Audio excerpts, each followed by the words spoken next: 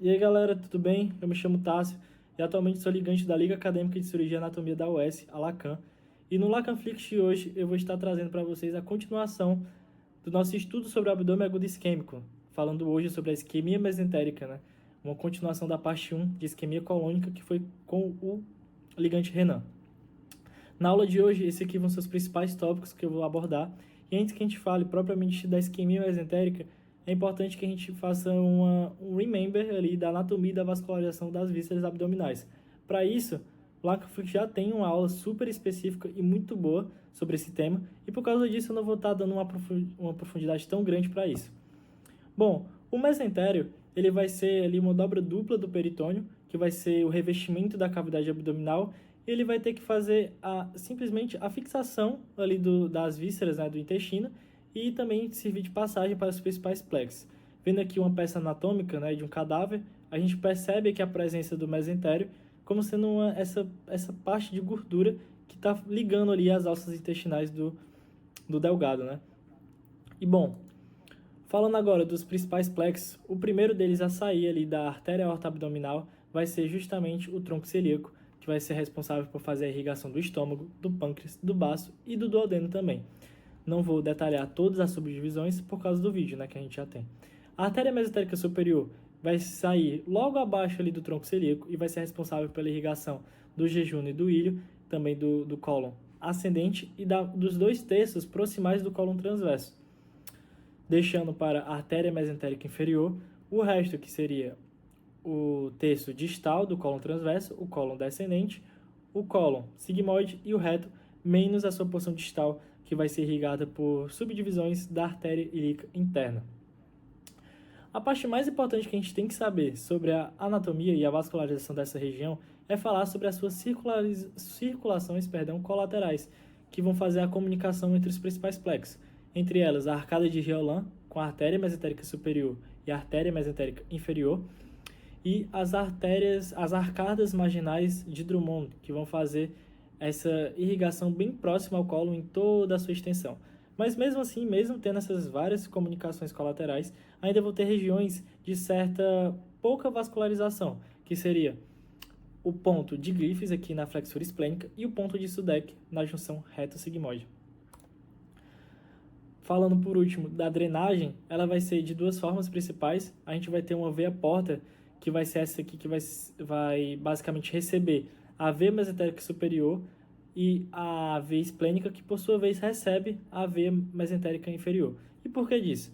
Bom, às vezes elas drenam o sangue, e o sangue que sai dos intestinos, eles vão estar cheios de nutrientes, cheios de metabólitos, que tem que passar pelo fígado para fazer todo um processamento. E por causa disso a gente vai ter essa diferença, onde a veia cava inferior, que vai ser responsável pela drenagem de todo o membro inferior e também da pelve, ela vai passar aqui intimamente relacionada com a aorta abdominal, mas não vai ter relação com o fígado, né? Depois a veia porta ela vai desaguar na veia cava inferior e seguir para o coração. Bom, aqui está um resumo dos principais plexos e de tudo que eu abordei sobre essas inúmeras subdivisões, inúmeras vascularizações. E agora a gente começa a falar sobre a isquemia mesentérica de fato. Nesse sentido, antes de falar sobre as causas e sobre o que é a isquemia mesentérica de fato, é importante que a gente saiba quem que são os principais afetados com ela e quais são os seus fatores de risco associados. Para isso, a gente vai falar um pouco sobre a epidemiologia da doença, que ela vai ser basicamente característica de ter poucos casos, são cerca de 0,1% dos casos de internações hospitalares e cerca de 1% dos casos de abdômen agudo. E qual seria a importância da gente saber sobre ela? Basicamente, a isquemia mesentérica ela vai ter uma elevada mortalidade, onde cerca de 60% a 80% dos casos as pessoas vão ser mortas, né? E isso se deve pelo fato dela ser pouco diagnosticada, e a gente vai ver sobre toda a confusão que ela é, de fato. Os principais afetados com a isquemia mesentérica são idosos, principalmente a população ali com acima de 50 anos, e mulheres, no predomínio de 3:1, mas que quando a gente vai adequar isso para a questão da idade, a gente vai perceber que tanto ambos, homem e mulher, são igualmente afetados. E em relação aos seus fatores de risco, a gente vai poder ver que os principais afetados com a isquemia mesentérica são as pessoas que têm doenças cardiovasculares, como valvulopatias, fibrilação atrial, arritmias, hipertensão. Também vamos ter pessoas com insuficiência cardíaca, pessoas com hipercoagulação, com doenças ateroscleróticas e o que eu já falei, né, da idade avançada e uma alimentação desbalanceada. Por que essa alimentação desbalanceada? Numa cultura, hoje em dia, de fast food, né, de comer porcaria, entre aspas, a gente vai ter que as pessoas, essa ingestão desbalanceada de gordura vai favorecer a formação de placas de ateroma. Eu vou falar isso mais na frente, que vão contribuir, né, para ter ali uma isquemia. E bom, a gente já falou onde é que a isquemia mesentérica acontece, a gente já falou quem são os principais afetados e também falamos quais são os seus fatores de riscos. Mas o que é que seria essa isquemia mesentérica? Bom, a isquemia mesentérica, a definição dela pegando pelas próprias bases etimológicas da palavra, isquemia significa uma diminuição do fluxo sanguíneo de determinada área, resultando em um desequilíbrio entre perfusão sanguínea e demanda metabólica. E onde seria essa região? O mesentério, que eu já defini e já mostrei para vocês qual que seria a importância dele, né? Bom, eu trouxe uma frase de 1926 desse autor, Calkins, que ele diz que a oclusão dos vasos mesentéricos deve ser encarada como uma das condições na qual o diagnóstico é impossível, o prognóstico desesperador e o tratamento quase inútil. Mais à frente a gente vai ver essa relação, mas desde aquela época já sabia que a isquemia mesentérica era uma confusão e muito difícil de ser percebida, diagnosticada e tratada. E hoje em dia, mesmo com o avanço ali da tecnologia, a gente percebe que não mudou muita coisa. Isso se deve pela dificuldade de você perceber como que está acontecendo a isquemia, e eu vou falar mais na frente. Aqui já seria um quadro mais avançado de isquemia, onde a gente pode ver as alças intestinais já em fase de necrose. Ao buscar falar da etiologia da isquemia mesentérica, é importante que a gente divida ela em dois grupos principais, a isquemia mesentérica crônica e a isquemia mesentérica aguda, para que fique mais fácil conhecer as suas causas.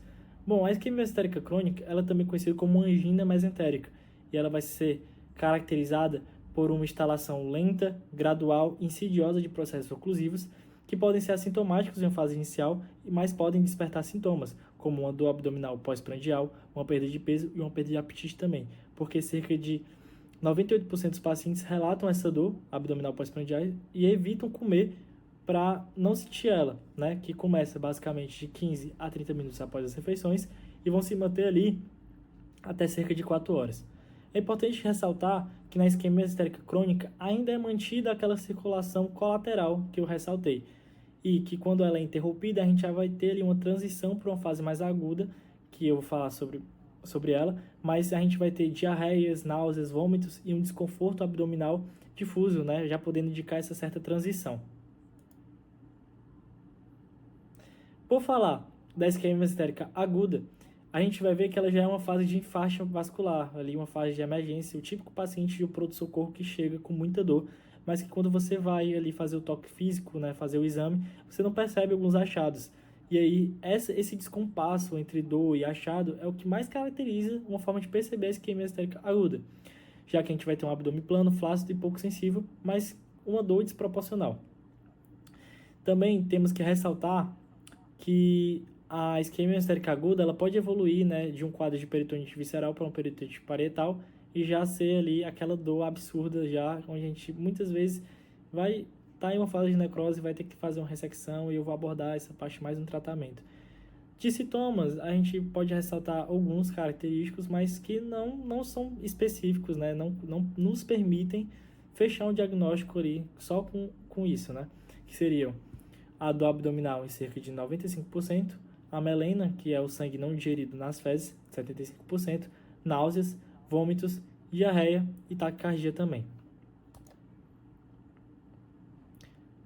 Bom, aqui eu trouxe uma visão geral sobre essas causas, né, a etiologia da isquemia mesentérica, onde a gente vai ter ela, basicamente, a forma arterial, a forma venosa, onde a venosa ela é caracterizada por uma trombose venosa mesentérica, e a arterial, ela vai ser basicamente uma forma aguda ou crônica, onde a aguda ela pode ser oclusiva e não oclusiva. Na oclusiva a gente vai ter as embolias e as tromboses. Quando abordamos a etiologia da isquemia mesentérica crônica, a gente vai ver que o cargo-chefe dela vai ser a aterosclerose, um processo intrínseco, onde vai ocupar 90% dos casos, né, de isquemia mesentérica crônica. Vamos ter 3% com fibroesplasias, bridas e neoplasias também, cada. E bom, A aterosclerose ela vai ser um processo intrínseco aqui de oclusão dos vasos, e eu trouxe essa imagem ilustrativa para mostrar uma certa obstrução que vai causar isquemia. Mas, como é o cargo-chefe, eu quis trazer ali uma parte mais fisiopatológica da doença e falar como é que se dá a aterosclerose, como que dá essa formação dessa placa de ateroma. E basicamente a gente vai ter que a formação da placa de ateroma ela vai ser em resposta a uma injúria vascular, né, que vai meio que destabilizar ali o glicocálice das células do endotélio vascular, e dessa forma, em resposta a essa injúria, a gente vai ter uma deposição lenta, gradual e progressiva, de lipídios, de elementos fibrosos e elementos inflamatórios, de forma a responder a esse certo dano, né, celular. Dessa forma, uma formação de uma placa que vai poder ocluir, né, e diminuir o fluxo sanguíneo de determinada artéria, determinada veia também. Bom, aqui eu trouxe um exame de imagem que mostra uma certa obstrução, e nessa última parte eu trouxe também a representação de uma diminuição do fluxo em uma artéria e também um resumo de como seria a formação, né? A formação e esse acúmulo de elementos que vão causar essa formação de uma placa de ateroma. E quando a gente fala de uma isquemia mesentérica aguda, basicamente a gente vai ter que a etiologia dela vai ser bem equilibrada, de forma que 50% dos casos são de embolia arterial, 25% dos casos são de trombose arterial e 20% são uma forma não oclusiva e 5% é aquela trombose venosa. Na forma não oclusiva é importante que a gente ressalte que vão ser condições que vão causar um baixo débito cardíaco. Dessa forma, a gente vai ter uma pouca vascularização. O que causaria esse baixo débito cardíaco? A gente vai poder ter umas arritmias cardíacas, hemodiálise ou vasoconstrição também. E os processos eles podem ser oclusivos, né, e não oclusivos. E aí eu vou detalhar agora cada processo desse, principalmente aqui a embolia arterial, que é o cargo-chefe. Bom, quando a gente fala da embolia arterial, basicamente o que seria um êmbolo? O êmbolo ele vai ser o desprendimento de um trombo de algum lugar e o seu acúmulo em outra região. E nesse caso, esse êmbolo ele vai ter uma origem cardíaca, que vai ser muitas vezes patológicas, né, associados a infarto, fibrilação atrial, e ele vai ser basicamente esse material que vai se desprender de uma certa região e vai se deslocar, né, em todo o lumen arterial e vai se depositar em outra, causando uma certa oclusão. Basicamente, o principal local onde ele vai se ocluir é na artéria mesentérica superior, só que de forma mais distal, diferente do trombo, né? O trombo eu vou mostrar que ele é mais proximal na saída da artéria. E bom, aqui nessa ilustração, em cima de mim aqui, eu trouxe a parte da trombose, que seria essa mais paradinha, e o êmbolo, que seria o desprendimento aqui do trombo e sair, né, pelo vaso. Bom, quando a gente fala de trombose arterial, a gente vai ter que ver que a trombose ela já é mais aqui no começo. Ela vai fazer uma oclusão da artéria mesentérica superior na sua parte mais proximal, enquanto o êmbolo ele vai se desprender e vai causar uma oclusão numa parte mais distal. E essa é a principal diferença, né? E a gente vai ver aqui que dependendo de onde ele vai ocluir, a gente vai ter uma parte de isquemia no intestino. Agora eu trouxe aqui algumas questões para a gente treinar basicamente isso que a gente viu de isquemia mesentérica. Dentre os achados abaixo, qual é o mais típico de isquemia intestinal aguda? Vou dar aí um segundinho, vocês podem pausar, mas vamos lá. Bom, seria justamente a 2 proporcional ao exame físico, né? Por quê? Porque a gente vê que a febre, a melena e a náusea não são coisas muito achados típicos, não são... você bate o martelo com elas, não são. Mas a 2 proporcional é o que mais pode favorecer, né? Segunda perguntinha aqui. Uma mulher de 73 anos com história prévia de doença arterial coronariana se apresenta ao seu médico com quadro de dor abdominal com 6 meses de evolução. Tipicamente, a dor ocorre 30 minutos após as refeições e geralmente se envolve em 1 a 3 horas. Refere-se que a gravidade da dor aumentou e ela está perdendo peso. O exame físico revela uma mulher caquética, mas o exame do abdômen é normal. Dentre as opções abaixo, qual é o diagnóstico mais provável dessa paciente? Mais fácil que isso, né? Só 2 dias. Vamos lá. A gente vai ter que a resposta vai ser a isquemia mesentérica crônica. E é o que eu falei, né? Os principais achados, como aquela dor pós as refeições, que vai se desenvolver geralmente de 1 a 3 horas, e também a perda de peso, né? E a gente vai ver que é uma mulher idosa, que bate também com a epidemiologia da doença. Terceira e última pergunta. O quadro clínico da isquemia mesentérica vai se manifestar geralmente em... Vamos lá. Passando. Pacientes idosos, sendo caracterizado por uma dor abdominal difusa, uma distensão abdominal, vômitos e alteração dos fluidos hidroaéreos. Agora que a gente já viu anatomia, definição, epidemiologia, fatores de riscos, tipos, etiologia, o que eu vou fazer? Chama o médico, né? Mas no caso, você vai ser o médico. O que você faria quando você visse um paciente que está ali com característica de uma isquemia mesentérica? Bom, boa parte do que a gente precisava saber sobre a isquemia mesentérica já foi dito. Mas como é que a gente perceberia um paciente com ela? Basicamente, a gente vai ter que estar sempre alerta e sempre suspeitar de tudo. Fazer um diagnóstico de exclusão, fazer uma epidemiologia conferida e também associar os fatores de riscos. No caso da isquemia mesentérica aguda, a dor desproporcional ao toque fala muito. Enquanto na crônica, a sintomatologia específica daquela tríade também vai nos indicar que ela pode estar acontecendo ali. Basicamente, uma curiosidade é que cerca de 1/3 dos pacientes eles são corretamente diagnosticados só pela parte clínica, sem precisar, ali em um caso mais agudo, fazer uma ressecção cirúrgica, né, fazer uma laparotomia, para que você realmente perceba que está tendo uma isquemia mesentérica ali.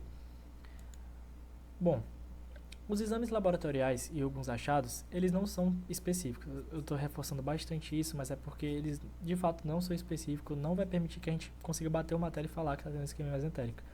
A acidose metabólica e o lactato, em casos mais graves, eles podem ser indicativos pelo fato de que quando a gente não tem uma vascularização muito boa, a demanda por oxigênio aumenta e o seu aporte é diminuído. Dessa forma, as células acabam fazendo respiração anaeróbica e aí um dos principais produtos dessa respiração anaeróbica é justamente o ácido lático. Dessa forma, pode estar aumentando ali a acidose e aumentando os índices de lactato. A leucocitose com desvio à esquerda pode estar indicando também uma fase mais terminal, uma certa necrose, né, com proliferação bacteriana. Também vamos ter uma hemoconcentração, um aumento do onion gap e uma amilase. Na crônica, a gente vai poder ver uma leucopenia, uma anemia e alguns distúrbios hidroeletrolíticos, Mas que no caso, o principal achado da crônica, se você quiser fazer pelo método clínico, né, seria aquele sintoma e principalmente submeter o paciente a uma bateria de exames de imagem, que eu vou ainda reforçar, pode favorecer ainda mais que você consiga completar esse diagnóstico. Já na fase mais aguda, muitas vezes o paciente ele vai estar com tanta dor que não é tão indicativo assim, não é tão benéfico para ele que ele seja submetido a uma série de exames de imagem. Dessa forma, muitas vezes ele é colocado diretamente já no centro cirúrgico para que você possa fazer ali uma abertura, né, da cavidade abdominal e perceber de perto como é que vai estar ali as alças intestinais. E bom, como é que eu faço para fechar o diagnóstico? Né? Muitas vezes o médico ele não sabe como fechar o diagnóstico corretamente um isquemia mesentérica. Não é que ele não saiba, na verdade, é que é difícil você fazer essa percepção e nesse caso você sempre tem que estar alerta, né? E aí muitas vezes fazer uma epidemiologia conferida, associar aqueles fatores de riscos e fazer um diagnóstico de exclusão é o que pode mais facilitar ali que você consiga perceber a isquemia mesentérica. Dessa forma, quais seriam os exames de imagem que a gente pode usar para perceber que está acontecendo ali uma isquemia mesentérica? Bom, vamos ter a angiotomografia computadorizada, que vai ser o exame mais visado atualmente. Ela vai ter uma elevada sensibilidade e especificidade. O que ela vai favorecer ainda mais é que ela vai poder fornecer uma extensa informação sobre a vasculatura mesentérica e também um panorama geral ali de como está acontecendo a certas necroses, né, pela observação das vísceras aqui, como eu trouxe na imagem. Bom, ela vai poder diferenciar também a etiologia embólica ou trombótica, que eu vou trazer no outro slide. E ele vai ser um exame sensível e específico que vai permitir ali a exclusão de outros diagnósticos diferenciais de dor abdominal aguda, com elevado grau de certeza. Então, nesse caso, a angiotomografia computadorizada é bem utilizada para você fazer uma percepção de isquemia mesentérica. Bom, aqui eu trouxe justamente a parte da embolia com oclusão mais distal e a parte da trombose, né, com uma oclusão mais proximal. Agora, o segundo exame vai ser a arteriografia. Ela era o padrão ouro, mas ela ainda continua sendo muito utilizada e considerada ainda o padrão ouro. Nesse caso, ela vai ser útil no diagnóstico, né, de isquemia mesentérica, tanto a forma não oclusiva como a forma oclusiva também. E aqui nessas imagens a gente pode perceber como ela fornece uma vasta visão de toda a vascularização, né? Olha como ela mostra todos os raminhos que tá ali. E aqui, nessa outra, a gente pode perceber uma certa estenose da artéria ilíaca comum direita, que é só para representar, né? Mostrar como o exame ele realmente é prático. E aqui essa oclusão, né? Essa oclusão, a gente consegue perceber claramente que está ocluindo aqui essa artéria. Bom, e qual que seria a conduta e o tratamento adequado para que eu faça em um paciente que está com isquemia mesentérica, né? Como é que eu vou fazer? Basicamente, eu trouxe aqui uma análise de um caso clínico, onde um paciente de sexo feminino de 76 anos vai chegar na emergência com dor abdominal difusa de forte intensidade, com inicial 24 horas antes da consulta e com piora gradual. A paciente ela vai apresentar uma história de hipertensão e de fibrilação atrial, e aí, ao realizar o exame, você verifica uma dor desproporcional ao toque e o abdômen com ruídos hidroaéreos diminuídos, além do aparelho cardiovascular com ritmo cardíaco irregular e sem sopros. Os exames laboratoriais eles vão evidenciar ali índices de lactato elevados, e a partir dos achados, qual que vai ser essa conduta inicial? Bom, a gente sempre vai ter que estar atento pelo fato de que esse sucesso no tratamento vai depender ali do grau de suspeita, né, do grau de percepção do médico se está acontecendo realmente ali uma isquemia mesentérica ou não. Nesse caso, quando a gente percebe, faz uma identificação correta e pode, né, eita, está acontecendo ali uma isquemia mesentérica, a gente vai fornecer um suporte adequado àquele paciente, fazendo um controle hemodinâmico, fazendo uma antibioterapia e uma anticoagulação. Dessa forma, a gente consegue ali evitar que a isquemia, né, se prolifere e dificulte ainda mais o prognóstico desse paciente. Basicamente, também a gente vai partir para um tratamento definitivo, depois que a gente faz esse suporte, já partindo para uma revascularização, que eu vou abordar agora. Bom, quando a gente fala de uma revascularização, ali, uma conduta cirúrgica já, de uma isquemia mesentérica crônica, a gente vai poder ter uma pontagem ilio-mesentérica, uma endarterectomia transaórtica, uma colocação de stent mesentérico por via retrógrada, uma derivação, e o padrão ouro, que é a angioplastia com ou sem colocação de stent, né? É importante que a gente ressalte que essa angioplastia com ou sem colocação de stent é muitas vezes aberta, uma cirurgia aberta, onde os cirurgiões eles vão fazer uma abertura, onde vai ter ali as placas de ateroma, né? Vai retirar elas e depois colocar uma tela para que consiga fechar essa artéria que estava ocluída, né? Aqui eu trouxe uma imagem, né, de um procedimento realizado no paciente vivo, onde a gente consegue, né, perceber como foi feita essa angioplastia. Em uma isquemia mesentérica aguda, a conduta cirúrgica basicamente também é fazer uma revascularização mesentérica, mas detalhe, quando ela é possível. Quando a gente vai ter ali casos mais isquemiantes, né, quando a isquemia já está bem alastrada, não vai ser possível fazer uma revascularização e a gente vai ter que partir para uma laparotomia. Essa revascularização ela pode ser de uma forma endovascular, uma forma aberta ou uma forma híbrida também. E ela vai ser importante no sentido de evitar a progressão da necrose, mas em fases mais tardias eu reforço que ela não vai ser indicada e muitas vezes ela vai ser, né, não vai ser preferível, né, ela vai ser trocada por uma laparotomia, que nesse caso a laparotomia já seria uma cirurgia bem mais invasiva, onde a gente vai fazer ali um corte, né, geralmente perpendicular ali no abdômen do paciente, onde a gente vai conseguir ter acesso à cavidade abdominal e perceber ali as vísceras abdominais, né, no caso o intestino, com sinais de necrose, ó. Nesse caso, ó, a gente vai ter aqui sinais de necrose, já indicando que vai ser necessário fazer ali uma ressecção cirúrgica e depois clipar, na verdade não clipar, né, depois conectar as partes que as duas partes que estavam sobrando. Bom, eu espero que vocês tenham gostado. Essas foram as minhas referências bibliográficas. E é isso, galera. Muito obrigado por assistir mais um Lacanflix, né? Compartilhe o vídeo e ajude a gente a conseguir difundir esse conhecimento super importante para mais pessoas, já que a isquemia mesentérica muitas vezes não é tão percebida assim, né? E é isso.